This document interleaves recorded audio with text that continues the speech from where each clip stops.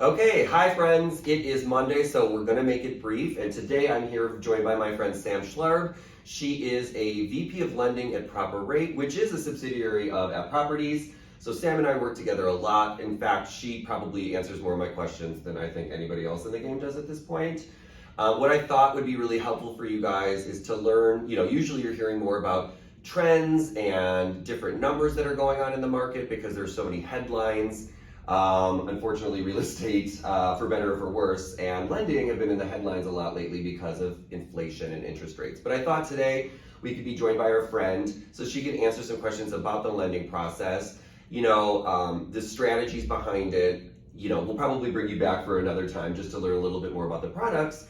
But I thought that Sam would help with a couple of questions for us today, starting with the pre-approval process. So that's really the beginning of the whole game. You guys should really kind of look at that as your first step. I'll just kind of put that out there. So what are some things to think about what goes into the pre-approval process? Of course. Well, Rob, thanks for having me. Yeah. Super excited to share some little nuggets with everyone. So in terms of the pre-approval process, that's truly the very beginning. That is your first step. The pre-approval shows to the buyer agent and the seller agent you're serious, like you went through the process. And that process simply begins at applying. You need to apply. That first step is you go to one of your lender's websites, you apply, you go through that process, you get your credit checked, you complete everything, you supply your financial information, you supply where you work, you get all this information over to the lender, and you give them the ability to have a comprehensive understanding of where you're at financially, what everything looks like. From there, the lender and your lender would have a conversation of, what do we need to work on, if anything? What does my credit look like? What does my income look like? What is my income history? Am I making any big changes? That sort of stuff. And then documentation. You need to provide your lender documentation that backs up your application. And all of that put together gives you a very well qualified and comprehensive pre-approval so that the buyer can then go out with you, look at properties, go under contract. Yeah, the fun part, right? Yeah, the fun part, yes, arguably. I like how you said the working on during the approval process and the mortgage process, because I think that a lot of folks probably don't inherently know there's things that you can do. Oh yeah. And so with that in mind, I've worked on deals with you with clients where, credit can change, right? Yep. And there's things you can do. Hearing about all those things you can do and you should do, what about those things you should avoid during the mortgage process? My favorite part. Nothing truly is, it's can kill a deal actually. You start the process with the client and you run you look at their credit again and they bought a new car.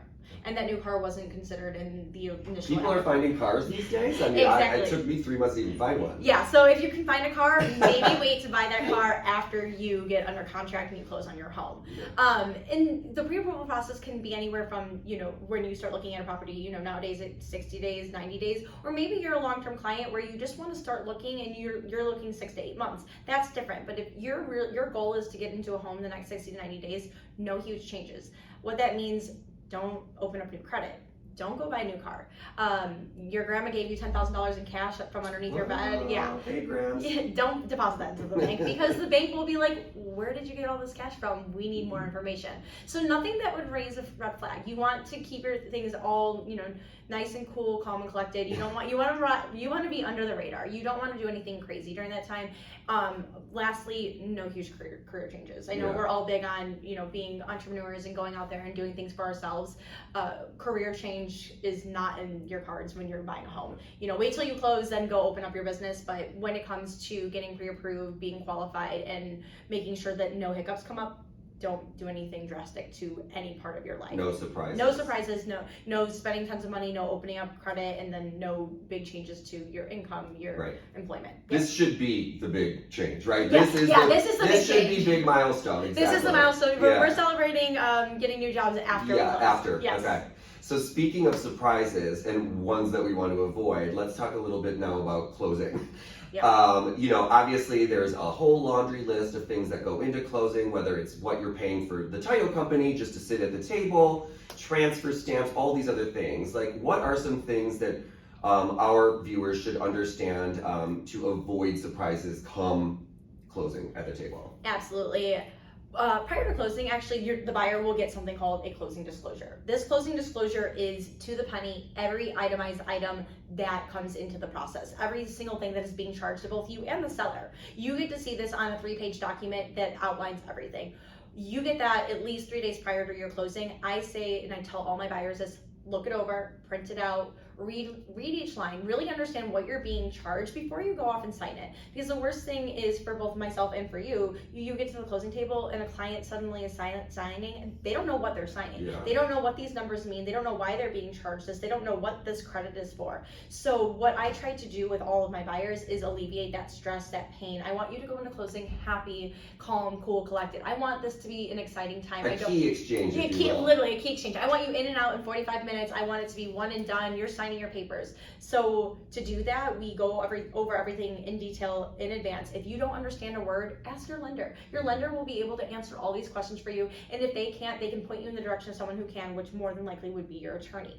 That being said, we actually offer a digital mortgage process now for signing at closing. So in advance, the clients will get actually a digital copy of their package where they can start looking over the documentation. And I would say 90% of it is legal jargon. We have to disclose this to you. But in the off chance there's that 10% that you're like, does this pertain to me? Why am I signing this? What does this mean? What am I disclosing here?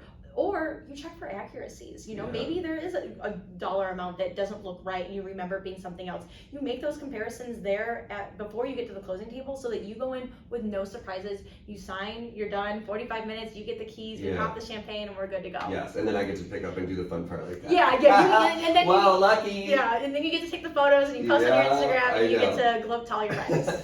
So speaking of, you brought up the attorney, which is a great point. They speak so quickly and they have so many pages to get through. Yeah. So, I find that a lot of my buyers sitting at the table, it looks like they want to ask questions and they're hesitant because they don't want to interrupt the flow. And they're like looking at the clock and everybody's looking at the clock on the wall. It's like right dead center in the middle. Yeah. So that's why I think that, we've got 30 days, 60 days, whatever the closing period is.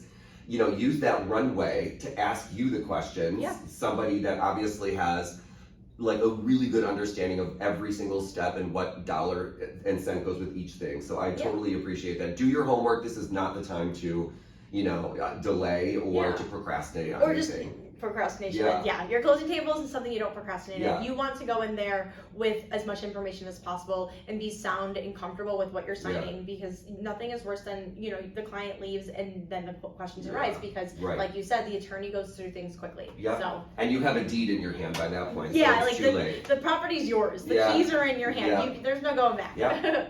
So that is it. Thank you so much for helping us understand a little bit more about the beginning, the middle, and the end of the mortgage process. Until next Monday, guys, make it a great weekend. Get out there, see some open houses. Bye. Bye.